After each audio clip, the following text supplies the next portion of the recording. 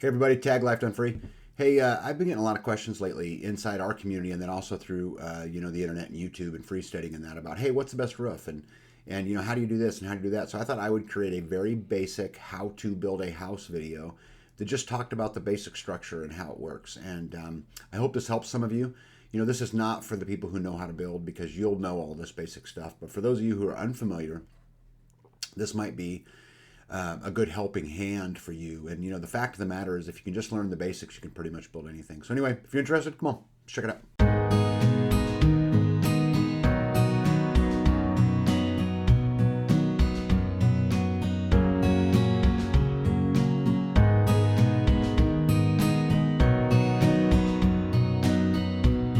You can absolutely build your house. With just a basic understanding, you can save tens of thousands of dollars in labor costs. But just like anything, it begins with a good foundation. So there are a lot of different types of foundations. This foundation is a pier foundation, and it would be used in wet areas, right, to get the house up off the ground. It's also less expensive than pouring concrete, but it's also inferior in many ways as well. It's inferior because there's space up underneath, so animals and critters can get in there. Skunks. I don't know if you ever had a skunk under your porch, but it'll do those things. The other side is that it also allows the weather underneath there. So the cold winds and those things, which then force you to insulate the floor or do some other things to help mitigate the weather. The next foundation is a skid foundation. And as you can see, this is just a simple foundation that sits on skids. Now, people use this foundation a lot for like sheds and even some cabins and things like that. But again, it's inferior because it has space underneath it, right? Eventually that wood that's sitting on the gravel will rot, and it could move. It's not anchored, and also lets the weather in. The third foundation, what I'm going to focus on today, is a footing foundation. Now, you could go a step further and get into basements and get into those kind of things, which I'd be happy to do on a later video, but I'm not going to do it today. I'm just going to talk about a footing foundation. So a footing is basically a big concrete block that you pour that your house will ultimately sit on. The only thing that makes this not as good as these other two is it's way more expensive. If you can imagine the cost to frame all of these little footings and be able to pour them, not just that, but then you got to backfill it, all of those kind of things. But beyond that and beyond being in, a monsoon or, something like that, in my opinion, it's superior in every measurable way. So let's talk about a footing real quick. So basically, it's just a concrete, a series of, usually it's one pour, and inside it will have some rebar, but you're pouring it to the outside dimensions of your cabin or your house. It's very easy to do. Again, it's a matter of just stacking boards up, screwing them together, staking them down, laying a little rebar, and pouring it through. So typically what I would do is I would build this foundation, and don't forget there's some very important things here, right? 3, 4, 5. And for those of you who don't know, and I've talked about it in previous videos, but if you measure 3 feet in one direction and 4 feet in the other direction, the distance between the 2 points will be 5 feet if it's a perfect 90-degree angle. And so if you can make it level, put a level on it, right? And if you can make it square, 3, 4, 5, you'll have a good foundation. The other thing is some people will also put a center one in here to help support the center of that slab pour. You can easily do it. Just build it in, pour it, full of concrete. Again, simple concrete footings. But as I mentioned before, it is super important to get it right, to get it square. And remember the 3, 4, 5. So a couple things you really want to focus on before you pour this footing full of concrete is to get your stub outs done, right? Now, so this would be for like a toilet, for a sink, for a shower, any of those kind of things that you're going to be bringing through the foundation at a later point. Some people even use it for electrical lines. You can put just a conduit, piece of conduit in there and be able to feed up electrical lines at a later date. But so this right here would be your stub out. It's just a pipe going through the footing. That's all you need to do. So again, we're going to stub out for the plumbing and the electrical. Also, a couple things. So there's something that a toilet and sink have in common, right, that a shower and tub does not. And that would be this right here. It's called a P-trap. So in a sink and in a toilet, the P-trap, this little device right here, is built into the unit. So basically what happens is when water comes down in here, right, it fills this loop. Okay, so it only lets stuff pass once the pressure sits down on it. This is important because it blocks the odor coming up from the sewer. Have you ever had to, for example, you walked into a place and it smelled kind of like sewer and someone told you to pour water down the drain? Well, this is the reason why. So again, in a sink and a toilet, it comes in the unit, but in a shower and a tub, you've got to put it in the floor before you pour the concrete. So like, let's say, for example, this was my shower. I would just put a P-trap right here and come straight up through the floor, concrete around it, and then I could deal with it on another day. Okay, so now it's time to pour the pad. And as you can see, I've already put my P-traps in, and now I'm sticking my pipes up out of the floor, right, so that I can get to them later. Now again, guys, this plumbing is just stubbed out. I haven't attached it to a sewer or a septic or anything like that, but I can do that pretty much at any time. So again, pad and floor, and this is what we're going to build on. A couple small notes. So I would, when you pour the footings, I would wait at least 7 days before you poured the pad. Once you poured the pad, I would wait at least 7 days before you put any real weight on it. You'll be able to walk on it in a day or so, but you want to wait. Let that give it some good time to cure, before we put, any real kind of weight on it. Couple measured things to know. So toilets are either 10 inches, 12 inches, or 14 inches away from the inside of the wall. So if you're going to stand a wall out here, right, let's say it's a 2x6 wall. So you got the 5.5 inch 2x6 and a 1/2 inch of drywall, plywood, whatever you're putting on it, or 3/4 of an inch. From the outside to the center of the drain will be 10 inches, 12 inches, or 14 inches. When I'm doing mine, I always plumb it for 14 inches because I don't know always what kind of toilet I'm going to get, and the worst thing that's going to happen is I'll have a few inches behind the toilet, which I can live with. You can also do 12, but I always do 14. So real quick, what I'd like to talk about is the makeup of a wall, because we're ready to stand the walls, right? So here is basically just a blown up picture of the components that go into a wall. And this is true whether you're using a 2x6 wall or a 2x4 wall. I always use a 2x6 exterior construction. Some interior walls I'll use 2x4s because they're non-bearing, but the outside walls I always use 2x6s. So let's talk about a floor plate, which you see right there. Okay, so typically this is going to be ground contact, or at least green treated, whether it's 2x6 or 2x4, however you build it. Okay, so that's called a floor plate. Okay, the next thing I want to talk about is a stud. So you actually have, this would be your stud right here.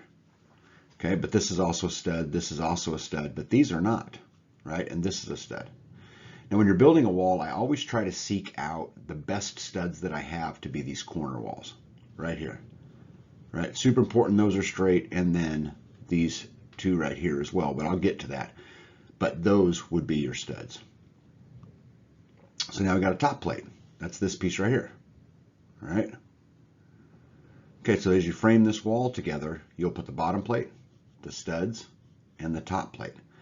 And let's say now we're going to frame a door in. Although typically what I do is I come back and frame it in later, and I'll talk about that a little bit. But let's just talk about the components that go into it. So let's talk about the next would be called a king stud. So that's going to be these outside two studs right here. And this is important that this one, this one, this one, and this one are your straightest of all of them. If I have junk, and I try not to put junk in my walls, but if I did have junk, I would put them in these two studs right here. Okay, does that make sense?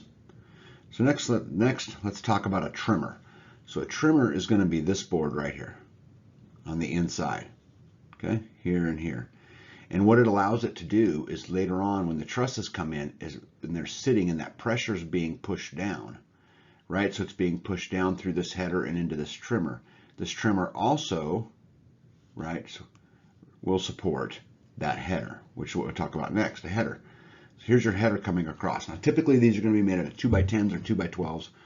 So in the case of a 2x4 wall, you're going to have two 2x10s standing on their edge with a piece of 1/2 inch plywood between them. That's called a sandwich header. Now, in the case of a 2x6 wall, you'll have three 2x10s or 2x12s with two pieces of 1/2 inch. So a piece of 1/2 inch between all of them, again called a sandwich header, and it just depends on the depths of your walls. But that is pretty strong. And again, when the truss sits down, it's going to push. So even on this center, it's going to push down on this, which is going to transfer the weight down these walls, right, and into your floor. If that makes any sense at all. So this is called a header. So finally, let's talk about a cripple. That's this little last one right here, right? That one right there. And so that cripple is where the stud would have been. But again, when the weight of the truss comes down, it's just going to push right down on that. Again, transferring the weight out to the edges of that header and then down to your foundation. Make sense? Yep. The next and final one will be this last one right here, which will be your second top plate. Now this is not put on until after the walls are stood. Okay, so you're going to wait on this one. Now it's part of the wall, right? But we're going to wait on it till after we stand the walls, and I will show you why as we continue. So one of my favorite things in building is a sheet of plywood, and this might sound really weird to you guys, but a sheet of plywood does a lot of things for you. So let's just talk about, and this could be OSB, plywood, whatever you put on it. So the first thing to talk about is it is 8 feet long or 96 inches, right, from end to end, by 4 foot or 48 inches, right, which is down the side. So that basically equals 32 square feet. So let's say you're trying to figure out, okay, how much wall covering do I need? Well, what's the height of the wall and the length of the wall divided by 32 will tell you how many sheets you need. Pretty simple, right? But the thing that makes a piece of plywood so amazing is it is square. If you measured 3 foot in one direction, 4 feet in another direction, it would be perfectly 5 feet. The reason why this matters is because when you're building your wall, you can, you got your wall laying down, you lay your plywood on it, you screw off one side, and then you can just wrench it all together where it lines up perfectly, and then you know that your wall is square. So let's talk about a window real quick. So we talked about cutting in a door, and there's just a few things that are different in a window wall than would be in a door wall. The first thing is the sill plate right here. Okay, that's this one right here. Right there, so that's the window sill. So the window would sit upon that, right? And then next is you have an additional cripple, which is going to be this one right here. Right, so as the window sitting down on this plate, again, it's transferring this pressure to this outside, pushing it in to the floor. So now we've got the walls, right? We started standing walls. Let's go back. So we put our foundation in, and we put our slab in, and we plumbed out our plumbing on both sides, and now we're starting to stand walls. So let's talk about how these corners right here come together. So as you see right here, we have what's called a stud block stud. So if let's say, we're going to go on the fact this is a 2x6 wall. Okay, so I have a regular 2x6, and then I have a 2x6 flat, 3 of little scraps, blocks in there, and then another 2x6. But the reason why this is important is because if you had the 2x6 sitting on its side is 1.5 inches wide, and then the 2x6 is 5.5 inches wide, and then again the 2x6 is 1.5 inches wide. What you end up with when it's all done is 8.5 inches. This matters because then when, let's say it was on this wall right here. When I slide this wall in, I have lots of places to connect the wall to. But what it also does for me is it leaves enough wood sitting out here on the end that when I come into drywall or plywood or whatever it is, it gives me something to nail to. This is really important. This is what's referred to as stud block stud. And there's a lot of different ways to do it, guys. And there's a lot of different ways to build a lot of different things. This is just how I learned, and it's worked for me for many, many years. So let's talk about, if you remember I said earlier to you guys that typically what I would do is I will build all of the walls, with the exception of maybe one I put a door in, and then I'll go back in later and cut them all in. And the reason why is because when you start framing, to me, it's a race to weather tight because I don't want all this money and material being damaged. So I can come back in and cut stuff in and all that, and it's no worries. But basically, it's pretty simple to cut stuff in. So you see there's my wall, right? So this is where I'm going to put a doorway, is right in this section right here, or a window, or whatever I'm going to do, right? So here's my wall, right? So again, I'm going to remove this wall, right? Then I'm going to come in here and put my king stud, my trimmer, my header, and my cripple in this opening to match the opening to the door. And you might end up having to move it over a little one way or the other, and you can just add another stud. It's not a big deal to have too many studs in a wall, and in fact, that's a great problem to have, right? but it's very easy to do. Again, trimmer, cripple, header, and all we're going to do is remove one board. That's another reason why I like to build with screws. I'll just unscrew it, take it out, then I'll frame all, and I won't take the plywood out yet. I'll frame all of this in, and then I'll come in here with my Sawzall and I'll cut that opening out. And then we're to put a door in. So now we've got all of our walls built, right? Pretty simple. Except remember that top plate I was telling you guys about earlier, right? It's really important that what you do is when you get these, you bring this top plate in and you're overlapping your walls. So let's say this wall butted into this wall. Okay, so then I would want that top plate overlapping that joint. Remember like when you were a kid and you were building with Legos and keyways and you wanted to overlap the keyway? So once I get these walls put in, I'm going to put that whole top plate on, overlapping all of the keyways. See, like if you look at it right there, right? Just overlapping it. And what this does is this ties these walls together and it makes them super, super strong. Everything's kind of, one piece. So, okay, so we got the walls built. Now we got to put a roof on, right? So let's talk about, first of all, different types of roof, different types of trusses, just so that I can get the language up to speed and you'll understand what I'm talking about as I go forward. So the first thing I want to talk about right here is a flat roof. Guys, this is the easiest roof to build, okay, but it's very ineffective. Water sits on it, snow sits on it, the snow loads are heavier. There's so many things that go into this. It leaks easy.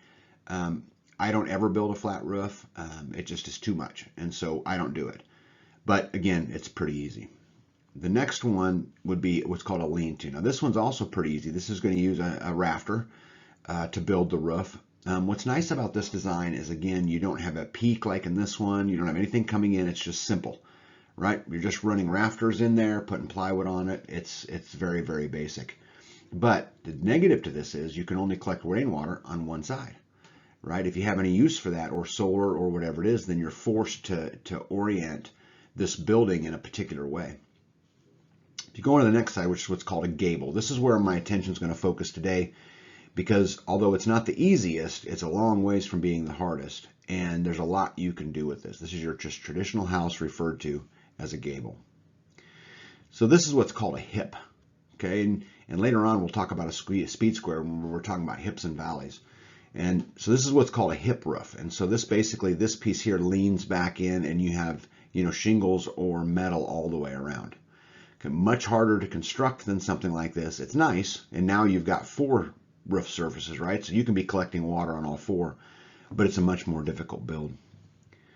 Next is what's called a cross gable, and this is where you're tying these 2 buildings in. We're going to talk about this a lot as we go on later, but when you're tying this building in, see how you're being forced to tie this into the roof, and this creates the seam right here, which is what's referred to as a valley. Valleys leak, not all of them, and you can do them right, and it's not a big deal, but when we're talking about trying to build simple, and I'm trying to build this video for someone who doesn't have a bunch of building experience, this just creates a level of complexity that I don't really think you need in a lot of cases, and there's other ways to go about doing it without having to cut into your roof if you were to add it later. Now, if you did it at the time you built the house, again, it's not hard. I've built many of them, but for a beginner builder, this would be a much harder one. And then to add to the level of complexity is that we would add the hip to the pop in here, right? Again, we got the same valley right here, but we also got these hips out here, right, for this add-on. But again, I think there's an easier way to add on to homes if that's what you're doing. If you're building it from the beginning, it doesn't really matter. But again, this is just more complicated, more angles, more to do. The gable roof, this is more of what you'd see like in a barn roof, and I don't usually recommend this roof much. The one nice thing that it does for you is it creates a taller sidewall, right? Because this outside roof right here just barely leans in, and so you get to use more maximum space, which is why you see it in a shed more often. But again, you've got a angle cut, angle cut, angle cut. You got all 3 of them coming in there, and again, it can just be complicated for someone who doesn't know how to do it. And then your mansard roof is much like this hip roof up here and the combination of the barn roof or this gable, right? So now you've got 1, 2, 3, 1, 2, 3. This one will be angled on. I mean, this will be a super complicated roof for someone who isn't, kind of up to speed on that. Another kind of, let's talk about some rafters and different kinds of rafters and trusses. So a rafter, this is a picture of a rafter right here. So basically these are using like a TGI or a silent floor type system truss or joist to stick up here in the ceiling. These are very strong. They do a very good job, but the reason why it's a rafter is there's nothing underneath it that supports it, right? Let me explain. This right here is what's called a scissor truss. Okay, and the reason why it's a scissor truss is because see how the bottom of it goes up like this? This would be for like a vaulted ceiling inside a house. You see back down here on this one how there's nothing up underneath it. Now this board's holding it up, but they'll remove this board at some point where it's just a rafter. A scissor truss, right, is engineered. It's engineered to carry the weight, and it gives you this vault on the inside. Versus this one here, which would be a gable truss, right, which is what's going to give you your flat ceilings inside your house, if that makes any sense at all. Okay, so we talked about cutting in all these roofs, and there's a lot of different angles, and there's a lot of different stuff that goes on. So I thought real quick I'd cover a speed square because this is the tool we would use to come up with all of that stuff. So the first thing is degrees. So this speed square is built with degrees. So this bottom line right here is your degree measurement. 10 degrees, 15, 20, 25, 30, 35, 40, etc. Okay? Pretty simple, right? Which is, I use this all the time for degrees. It's a very, very common thing. The next thing though is what's called the common cut. Okay? The common cut is right here. So what this is used for is like a roof pitch. Right, so now I have this arrow pointed at 6 because we're going to use a 12 pitch roof later on in this presentation, but a 2 or 3 or 4 or 5 or 6. Now if you went up to a 12, right, a 12 would be a 45 degree angle, right? And I'll explain what that means in the next slide. Next thing to look at what's called the hip and valley cut, which is if I showed you when we were describing the different types of roofs what a hip and a valley was, but that would be this line right here. See, it says hip valley right there? Right, that would be this line right here.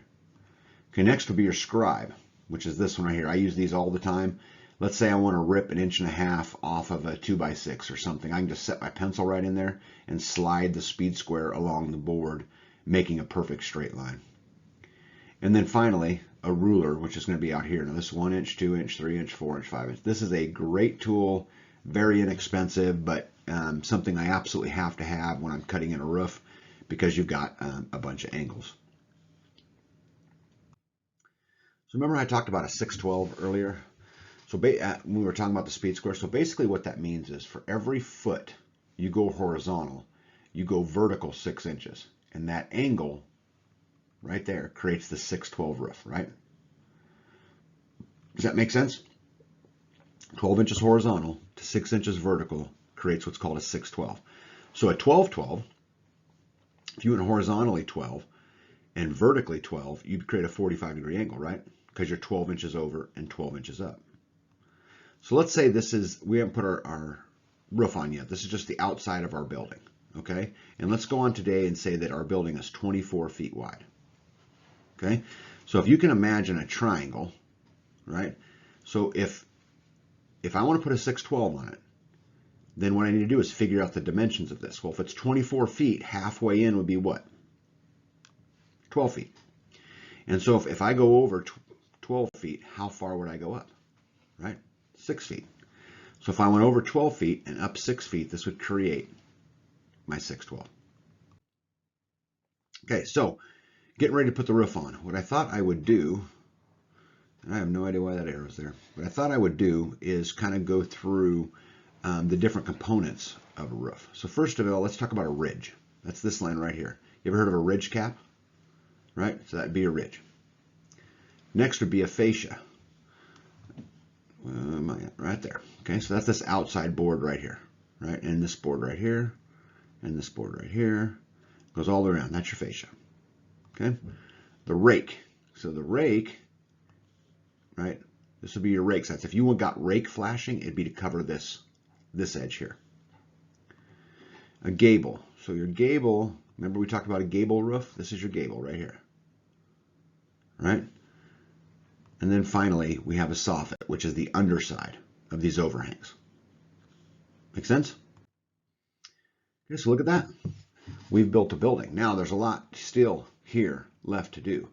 Right? We've got to get roofing, siding, windows, and doors in. And until we do that, we cannot be weather tight. When you start building something like this, you have to race to weather tight because all this stuff is exposed.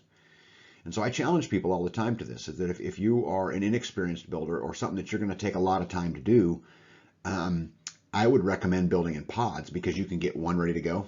And when you get it pretty weather tight, get on to the next one and get on to the next one, versus trying to build a big house by yourself. And then you've got this wood exposed and a roof exposed and all of this stuff out there to the elements, in which you're trying to do it yourself. And I think us as homesteaders and us being self-sufficient, one of the things we have to challenge ourselves to do all the time is be able to do it ourselves. And, so if you work in smaller sections, it allows you to get through it a little bit quicker. So a couple things I wanted to show you guys. Remember we talked about adding on? So I wanted to show you guys what I mean by this and how it helps. Okay, so let's just say that this line right here represents 8 feet tall. So if my building that I build is 8 feet tall, and then I go up with the roof, if I ever want to attach to this building, then what I'm going to have to do is tie into the roof. But if I went up at 10 feet before my roof began, it's a whole lot easier to tie in to your 8-foot mark or your 9-foot mark. But keep in mind, now you're going to begin to slope down, right? So you might end up with an 8 or 9-foot wall on this side, and when you get out to this side, it might be 6 feet. So what I can also do is go to 12-foot sidewalls. And if I do that, I ought to be able to come off of it, at 11, 10 feet and drag out here and end up with an 8-foot sidewall down here on the back side. Does this make sense? So let's look at it right here again. Okay, so this is your 12-foot, your original pod. This is the same square, but because I can come up here to 10 feet now, I can 612 off of it, and I end up with a perfect 8-foot sidewall on this outside, all by just making my building, my first primary building, tall. If I make it tall, I can tie to the wall versus having to tie directly to the roof. If you tie directly to the roof, you're going to have at least 2 valleys probably.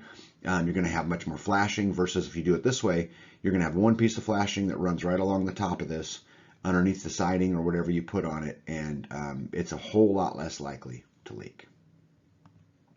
Yep, right there. This is just where they connect. Very simple. So I thought I'd share these pictures with you guys because I think this illustrates it pretty well. So see up here, oh, look at that. There's a scissor truss right there. Remember that from earlier? Okay, so they're tying into this building. So see what they're doing there? This is all probably new construction, but now they're going to have to tie these roofs together, which is not a good thing, in my opinion. Now, they just added off the back of this, but being up here like this, you got to tie it in. Versus if you look at this one, see, they built this addition right here, right, and put a smaller building between them because, like, let's say a living room, a laundry room, just even a bathroom, whatever, because then they could get up underneath the soffit and fascia, and it made it much easier to tie this building to this building, not going through the roof.